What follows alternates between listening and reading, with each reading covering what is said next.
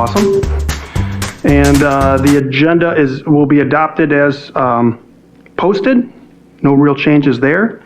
And so the rules for the meeting, we're going to follow policy 133 that we revised recently and brings us with the process for filling board vacancies. So just kind of give everyone a quick synopsis of it. So the three candidates are going to give a statement of candidacy. There was a randomly selected order. You are seated in it. So Paula's going to go first, Andrew second, Bill third.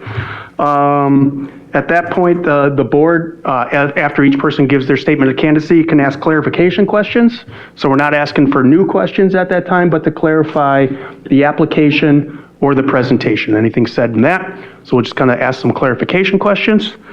We move on to the next phase, which is nominations of finalists, which is really necessary when you got 32 people. Probably not so much now. And then we'll go into another round of questions. We'll actually take a break for like 15 minutes so the board can get on the same page with questions, make sure we're not being redundant. Come back, everybody ask what they need to ask to get what they need to make a decision. And then we'll do the written vote again. It's not a secret ballot, but rather just a written ballot so that nobody influences each other. And then Megan will read off who voted for what. And then we're looking for 4 votes to somebody to appoint them to the board. That's about it. Any questions, comments, thoughts? Hearing none, we will move on to the first statement of candidacy by Paula. Okay, thank you so much. Can I have you go up to the microphone so that the folks at home? It's really solemn. Yes, the folks at home need to hear you. I come from a culture that's very, very informal, Sure. but I have been a teacher for so long that I guess I have talked over the microphone a couple times. And then one last thing, 5 minutes on your statement of Yes. candidacy. Not that, Yes. we're going to be here all night. Well, but- it's 3 bullet points. Okay, So whenever you're ready. I'm a bulleted kind of person. Well, thank you so much for giving me this opportunity. I really don't need a script because I have the script in my heart. As a mother, as a teacher, as an educator for more than 30 years, and I love the school district. I really, we moved back to, I say back because my husband is from Wisconsin, to Oconomowoc in 2017, and my girls, the eldest one was in Silver Lake and then transferred to Oconomowoc High School, and my second one was at St. Jerome School and then transferred to the Oconomowoc High School. So I am so thankful to the district and all the services that they have provided to my 2 daughters. However, because of some changes in our world, I needed to step up and do something more about it because I believe that we're going in the wrong direction as a society, as, equipping our students during the pandemic and post-pandemic presents such an incredible challenge to families and to students themselves that I really would like to bring more awareness to diversity. As a substitute teacher, I was sometimes not liked because I had an accent, because I maybe looked a little bit too energetic for a more politically correct society. And I believe that that is a disadvantage. We need to, in a global world, we need to make our students global citizens. So I would love to embrace that flag of diversity. Research and get resources for students' mental health during the pandemic and post-pandemic because our schools are falling short. The Oconomowoc High School with 1,700 students almost cannot provide with the number of counselors that they currently have, psychologists and social workers. It's not enough. It's not enough. I know that sometimes don't have these resources. So what are we going to do to satisfies these needs, because if they are not met, we get a Detroit. When a student mental health is not taken seriously, we have disasters, and that is always linked to mental health. And finally, promote a richer curriculum and extracurricular activities for a more challenging world post-pandemic, including resources for entrepreneurship. Anything that we can promote. Is my time up, Mr. President? Okay, so I'm, apart from substituting at schools, and I have my own company. My husband and I co-founded eLearning for Life, which, we put courses online, basically, for businesses, for other entrepreneurs, and I added the component of digital marketing. So what would I bring to the board is my knowledge on e-learning and digital marketing, and especially network marketing, and get these resources, because it's very easy to say, but it's very hard to do. And I'm a doer. I'm not a theorist here. So I have a number of, I have networked in the area of wellness with physicians, therapists, medical doctors from all sorts of areas, and those are resources that the only thing I need to do is to enter my radar for the county of Waukesha, and it's the same skills that I go for my business, I can apply it for the school district in order to get those resources for us, because they are needed and we cannot be late in matters of mental health and development. And I don't stay with the negative.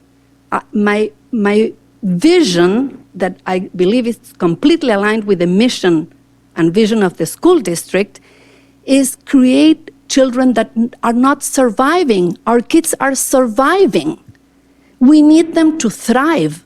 Can you wrap it up? Okay, Yep. We need them to thrive. And the way we do it is with a regular curriculum, which is very good, but we can expand a little bit more with extracurriculum activities, so they really are filled of passion and purpose. And when they are filled of passion and purpose, they will not run into problems. Okay? Thank you, Paula. You're welcome. I have questions from the board for clarification.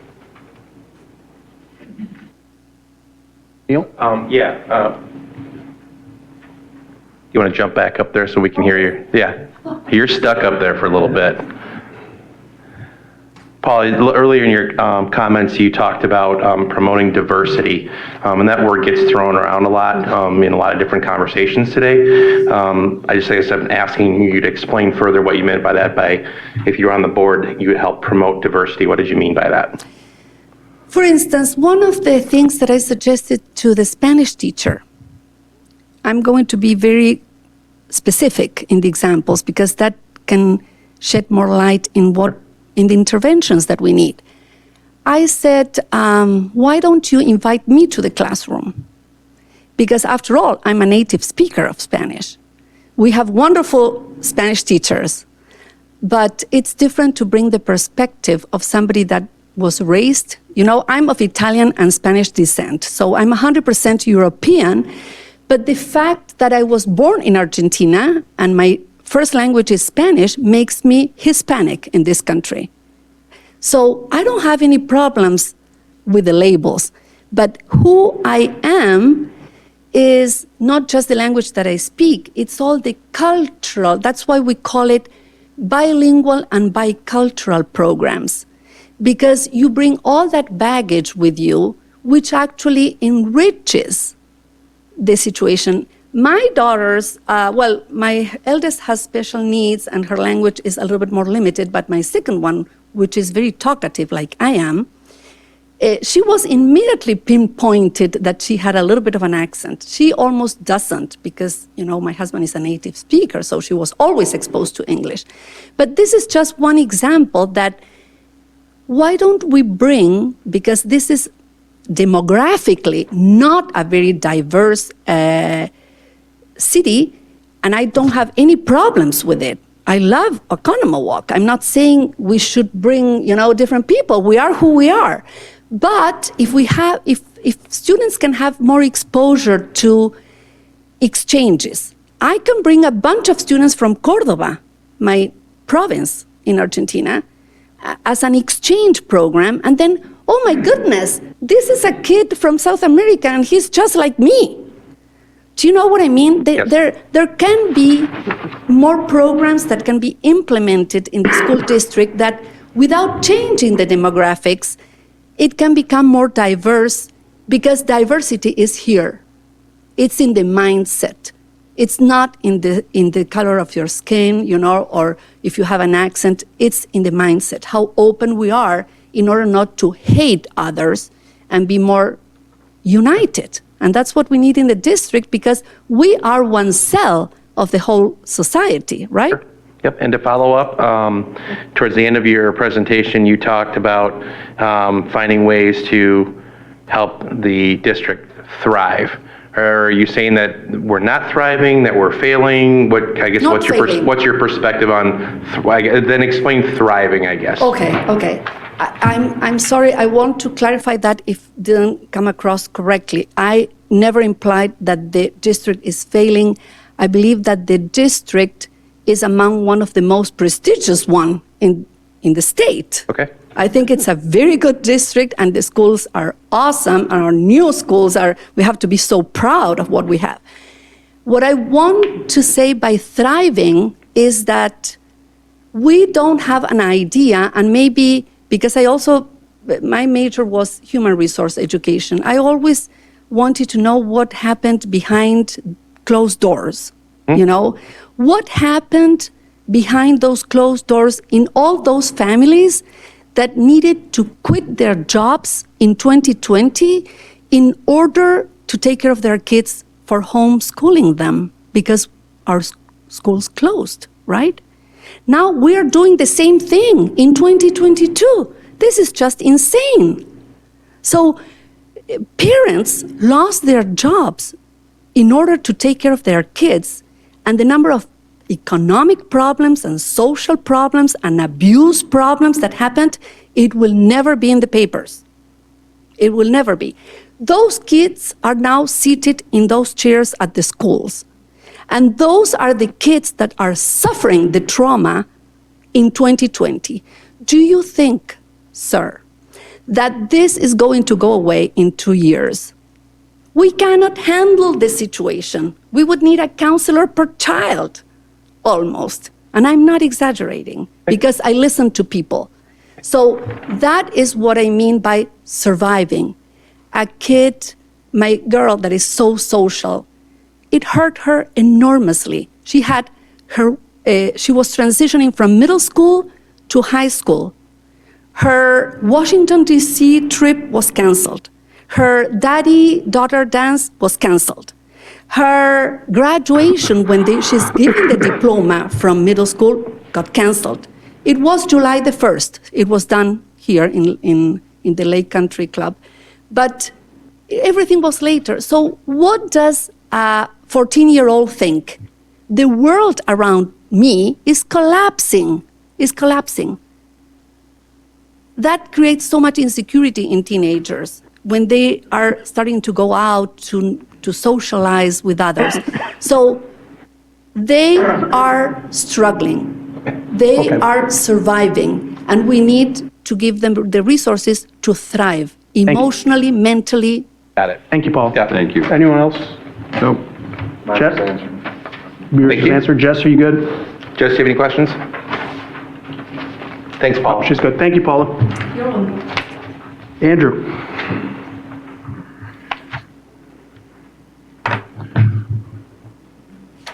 I'm really jealous of Paula. Apparently, she could come up here without notes. It's sort of not fair, Paula.